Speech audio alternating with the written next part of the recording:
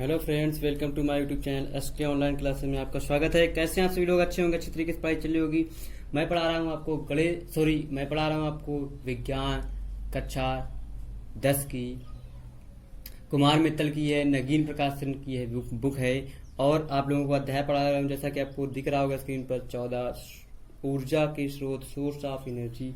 उसका मैंने आपको 3-4 पार्ट्स अपलोड किए थे। उसका में से आपको लास्ट टॉपिक आपका बचा है थोड़ा सा, तो वो आपको आज मैं बता रहा हूँ। उसके बाद आपको नया चैप्टर स्टार्ट होगा, तो आप लोग नया चैप्टर भी पढ़िएगा। देखते हैं क्वेश्चन। अब आपको आगे बताने की कोशिश कर रहा हूँ। और अगर अभी भी आप लोगों को इस रिक्वेस्ट है, अगर अभी भी आप लोगों ने हमारे यूट्यूब चैनल को सब्सक्राइब नहीं किया है तो जल्दी से क्विकली सब्सक्राइब कर दीजिए। साथ ही साथ बेल आइकन को भी दबा दीजिएगा, जिससे आपको लेटेस्ट नोटिफिकेशन वीडियो आपके मोबाइल पर पहुंच जाएगी, तो आप वहां से उसका लाभ उठा सकते हैं। तो आपको दिखाते हैं आपको टॉपिक कौन सा पढ़ाना है। देखिएगा, मैंने आपको नोट्स बनाई है, आप लोग नोट्स में ही देखिएगा, आपको दिखाएंगे। लिखा है ऊर्जा के स्रोत और पर्यावरण की स्वच्छता। ऊर्जा के जो स्रोत हैं, उनकी जो पर्यावरण है, उनकी जो स्वच्छता है, वो कैसे आप लोग करेंगे, उसके बारे में आपको जानना है या बताना है। तो हम बता रहे हैं, आप लोग देखिएगा। लिखा हुआ है ऊर्जा के स्रोत और पर्यावरण की स्वच्छता। ऊर्जा का स्रोत क्या है और क्लीननेस ऑफ इन्वायरमेंट को हम साफ कैसे रखेंगे, वो चीज आपको पढ़ना है। जब हम किसी ऊर्जा के स्रोत जैसे संपीड़ित प्राकृतिक गैस सीएनजी को स्वच्छ ईंधन कहते हैं। मतलब क्या, जो हमारा सीएनजी, हम लोग क्या जानते हैं, सीएनजी समय हमारे का मोटर व्हीकल्स में यूज हो रही है, घरों में यूज हो रही है, रसोइयों में यूज हो रही है। सीएनजी बहुत सारी जगहों में यूज हो रही है, जहाँ पे हमारा पर्यावरण शुद्ध रहता है। ईंधन, स्वच्छ ईंधन कहते हैं सीएनजी गैस को। तो इसका अभिप्राय यह है कि यह ईंधन कोयले की अपेक्षा अधिक स्वच्छ है। जहाँ पर हम लोग, आप लोग पहले देखते होंगे, कहीं अगर जाते होंगे थोड़ा सा 2-4-5-6 साल पहले, तो आप लोगों को देखा होगा होटल्स में या छोटे जो होटल्स होते हैं, जहाँ पर वहाँ पर क्या पहले भट्टियों का यूज होता था। मतलब क्या, कोयले की भट्टी। तो वहाँ पे कोयले फ्यूल बहुत सारा होता था, मतलब धुआं। तो आप लोग देखोगे उससे एनवायरमेंट हमारा बहुत खराब होता है। इसी वजह से अब ज्यादातर छोटे हो या बड़े हो, ज्यादातर होटलों में अब क्या आपको सीएनजी गैस का यूज हो रहा है। ठीक है, जो अधिक स्वच्छ होती है, सही बात है, किंतु यह पूर्ण रूपेण प्रदूषण मुक्त नहीं है। इस पे हमारा पूर्ण रूप से यह प्रदूषण से मुक्त नहीं है। इस पे हमारा थोड़ा सा पोल्यूशन जरूर होता है, लेकिन कोयले की अपेक्षा इससे हमारा बहुत ही कम होता है। ठीक है, फिर लिखा सौर सेल जैसी कुछ युक्तियों का वास्तविक संचालन प्रदूषण मुक्त हो सकता है। ठीक है, मतलब सौर सेल जैसी कुछ युक्तियों का वास्तविक संचालन प्रदूषण मुक्त हो सकता है। जैसे कि आप लोगों को अगर सौर सेल, सोलर पैनल जो होते हैं, उससे हमारा क्या, इस सीएनजी से भी हमारा प्रदूषण नहीं होता है, बिल्कुल नाम मात्र का होता है प्रदूषण। तो ये हो गया हमारा। तो किंतु उस युक्त के निर्माण और संयोजन में पर्यावरणीय क्षति कितनी हुई, इसका देखना आवश्यक होता है। ठीक है, तो ये हो गया आपका, हम एनवायरनमेंट को स्वच्छ कैसे रखेंगे और क्लीन कैसे रखेंगे, जी आपका वो टॉपिक हो गया।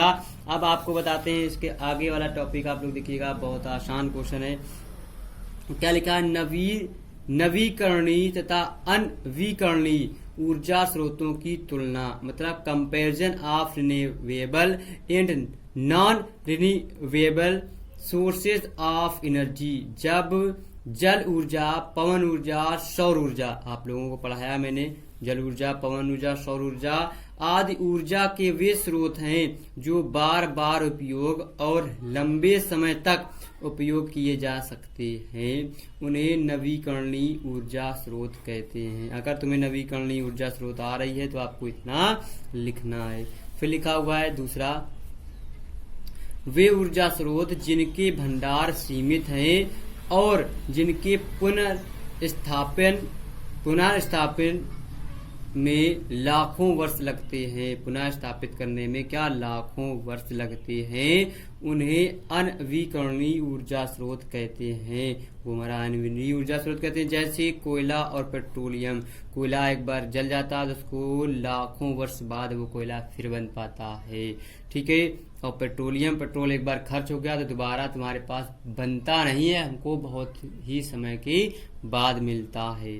ठीक, अब इसका आ गया नवीकरणीय स्रोत अच्छे, मतलब असमाप क्या होता है, नॉन एक्सहाउजेबल ऊर्जा स्रोत है। अनवीकरणीय ऊर्जा स्रोत किसी न किसी दिन समाप्त हो जाएंगे, इसलिए उन्हें समाप्त ऊर्जा स्रोत कहते हैं।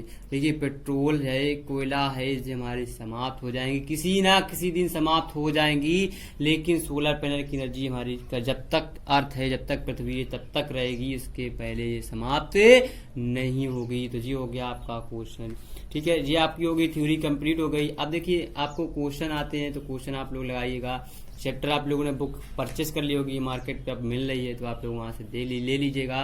और आपका इसका जो 14 के बाद 15वां जो चैप्टर है, 15 नंबर है, हमारा पर्यावरण, अवर एनवायरमेंट जो दिया हुआ है, उसके बारे में आपको पढ़ना है, उसके बारे में आपको बताया जाएगा, आप वहां से उसको भी पढ़िएगा। ठीक है, तो आप लोगों को फिजिक्स में थ्योरिकल पोर्शन के ही 2-3 चैप्टर और बचे हुए हैं, वो आपको कंप्लीट हो जाएंगे। इसके बाद आप लोग अच्छे से फिजिक्स समाप्त हो जाएगी। तो फिजिक्स का आप रिवीजन कीजिए जी, आपको थ्योरी आपको 2, 3, 4, 5 लेक्चरों में समाप्त हो जाएगी फिजिक्स। तो केमिस्ट्री भी स्टार्ट होने वाली है आपको बहुत ही जल्द। तो कल आप लोग अच्छे से पढ़ते रहिए, एंजॉय करते रहिए, साथ ही साथ देश का नाम भी रोशन करते रहिए।